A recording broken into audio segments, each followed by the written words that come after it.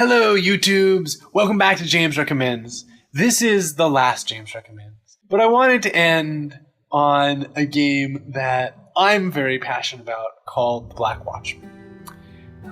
The Black Watchmen is an ARG. I love ARGs. I have spent too much time reading wikis and diving through things like The Beast or Year Zero. These sort of communal, puzzle-solving story experiences that take you out into the real world are just an idea as a designer that I love. And I wish there were more of them, and I wish they could be more commercially successful. And so that's why I want to talk about The Black Watchmen. Because The Black Watchmen harkens back to a very early game, Majestic, which was an ARG that combines itself with a PC game and uses a PC game as sort of the home base for your ARG operations, while other things like telephone calls and web pages and all that further bring you into the story, and the game sends you out to look at those things to solve problems that return right back to the central program. And Majestic, I think, was 2001, I think. Maybe it was even earlier than that. But Majestic was a little bit too early for its time.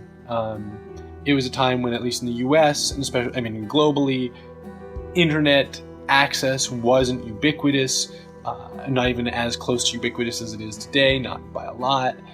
You didn't have things like smartphones, so it was a little bit too early, but it's a concept I always wanted to see revive. And I feel like The Black Watchmen does it well. It's this occult, spooky lore stuff that feels great, right? It feels like an episode, a dark episode of the X-Files every time you go on a mission. And it allows them a lot to play with. It feels like The Secret World if you stripped out all the combat, which to me is great, actually. But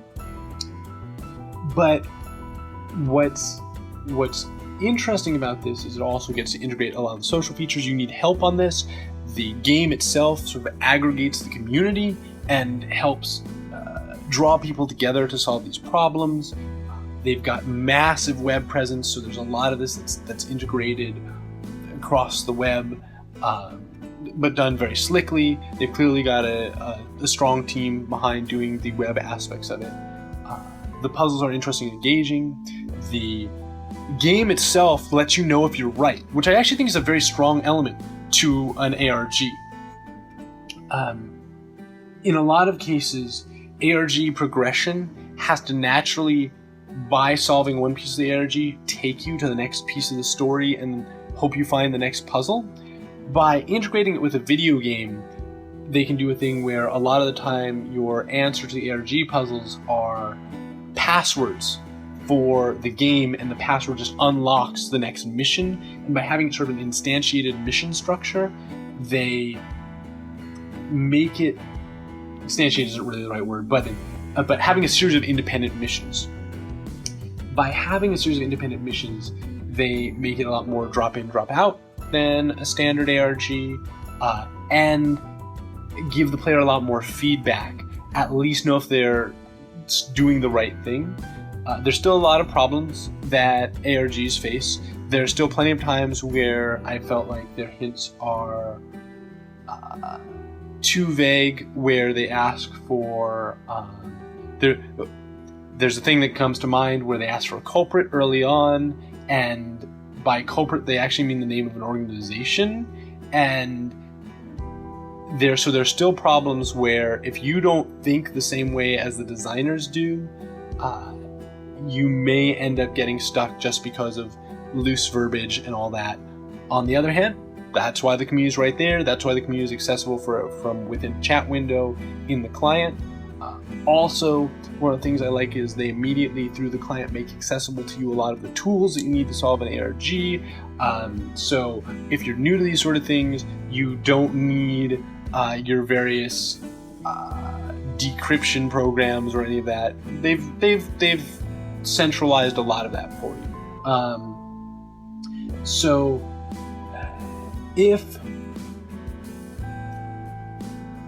ARGs are something that you like, if you like these community-driven puzzle solving, if you like sort of spooky occult X-Files adventure. They do those things really well. And there isn't another experience like it that you're going to find out there right now. There just isn't. So thank you guys all so much for sticking with me through the adventure that has been James Recommends, and tolerating all the times where I have been trying to figure out how I'm going to do this thing with my hectic schedule, with being all over the world for Games for Good, for my own work on video games, and it means a lot to me. So, yeah, I guess this is James Portnow signing off.